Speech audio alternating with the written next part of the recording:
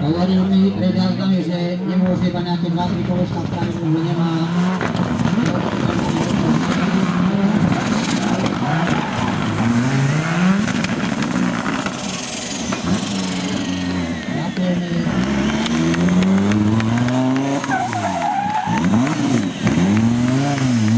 Tým pádom chceme pokrstiť našu trať ARC Veľké Žlievce.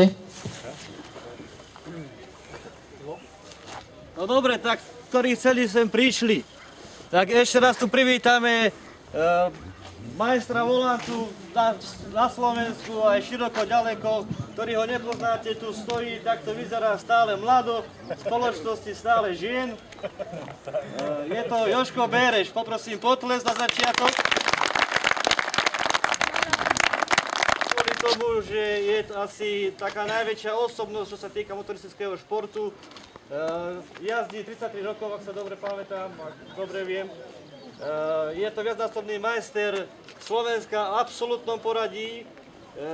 Jeho syna poznáte tiež, je trošku mladší, ide v jeho šľapajách, by som povedal, vo veľmi dobrých výsledkoch. Dokonca dneska jazdí, vieme takú informáciu, že asi vedie, alebo ide v najrýchlejších časoch.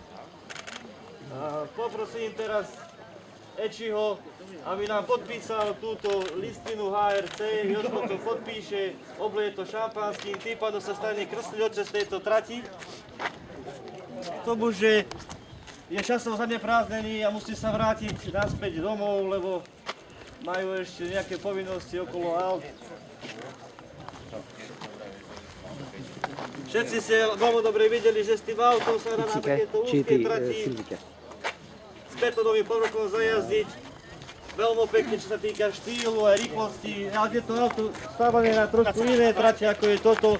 Nevie to rozbehnúť na tú maximálnu rýchlosť, čo to dokáže, ale ukázal to aj tak.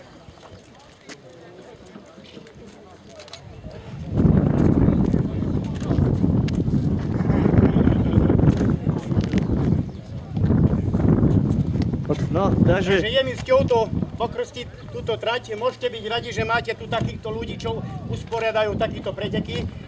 A ďakujem za všetko.